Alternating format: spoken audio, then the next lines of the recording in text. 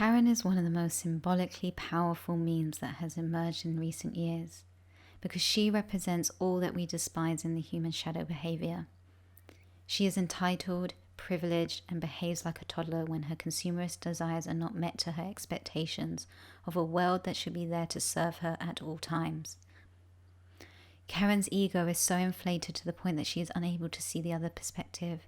Like a princess in a glass tower, the world revolves around her, and when the cracks start to appear, Karen immediately wants to speak to the manager or call the police. Karen assumes the system is on her side and she can use it to exert power in mundane situations which she blows out of proportion, with the intent to use these services as a weapon against those she perceives are beneath her. According to Jung, the shadow, in being instinctive and irrational, is prone to psychological projection, in which a perceived personal inferiority is recognized as a perceived moral deficiency in someone else. These projections insulate and harm individuals by acting as a constantly thickening veil of illusion between the ego and the real world. Karen's inflated sense of superiority has been molded from within a structure of our capitalist patriarchal system. Karen thinks she's an emancipated woman in a man's world, yet without having to do a hard day's graft. Karen is never a CEO or entrepreneur or even a service worker. She is normally a married, soon-to-be divorced, taking the kids and the maintenance money kind of woman. We could say Karen is influenced by the archetype of the femme fatale, or bitch goddess, which emerged and flourished during the decades of the 1920s and 30s, and can be identified through an analysis of several changes in the social structure, behavioral patterns and attitudes occurring at that time. The image of the bitch goddess reflects the changes which were occurring in women's roles. Although the liberated woman retains an aura of feminine mystique, she becomes a challenger, a dominator, a destroyer. However, her symbolic significance is far greater than just dramatizing women's changing roles in society. She represents the whole of society, which is shallow and devoid of meaning. She reigns then not over a plush green garden of Eden paradise or an American land of opportunity, but over a morally decadent wasteland. The dream image of her and all that she has become is a nightmare. The failure of the American dream is most clearly defined through Fitzgerald's Daisy Fay and Nathaniel West's Fay Greener as a fairy princess and sex goddess. Both women captivate the male, and both women ultimately are betrayers. Between the fairy princess and the tawdry imitation of a sex goddess, the bitch goddess assumes a more masculine appearance in Hemingway's Lady Brett Ashley and Faulkner Temple's Drake. Both Brett and Temple possess money and power and are seeking sexual gratification, not love. In the pursuit of their selfish pleasures, these promiscuous women offer men only destruction and death. However, Karen is not a sexually attractive femme fatale. She may have been once, but after marriage, children, she's resentful. Her youthful beauty is lost. And maybe this is partly why Karen destroys her immediate relationships and lashes out on service workers and people of colour. What is most apparent about the Karen meme is the hairstyle, which is cut and paste onto any character, and the viewer automatically recognises the symbolism. As the hairdo gets bigger, like a big head or inflated ego, it has more power. It's as if Karen is possessed by the hairstyle, or when we, the viewer, see the hairdo, we fall under its possession. We shudder, cry, sweat, and even turn to stone, just like the power of Medusa, the bitch goddess archetype with her hair of snakes and lethal stare. The Karen meme is said to have a loveless or cold stare, which might explain her permanent sunglasses look, which is the most iconic of Karen memes.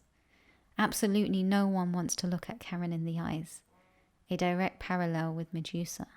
Medusa was a Gorgon, a far more ancient symbol for a demonic face, normally with snakes or swirly abstract hair. Often the tongue is sticking out, teeth are flared in an aggressive manner, with piercing big eyes.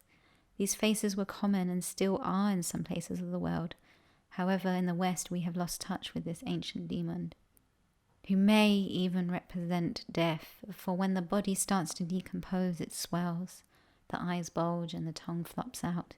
We were once accustomed to seeing the dead.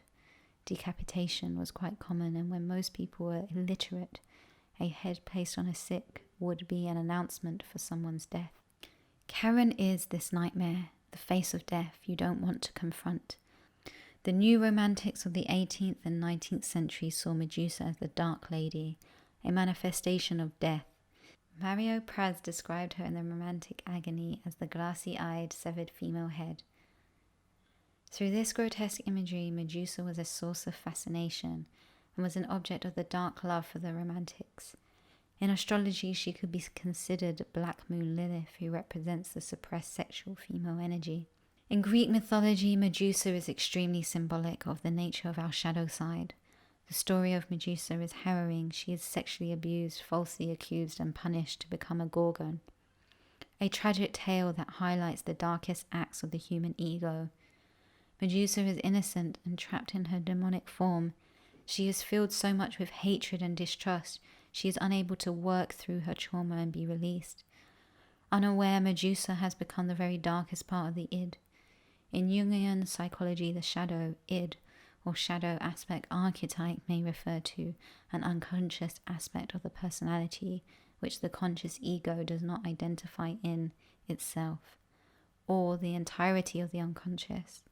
For example, everything of which a person is not fully conscious.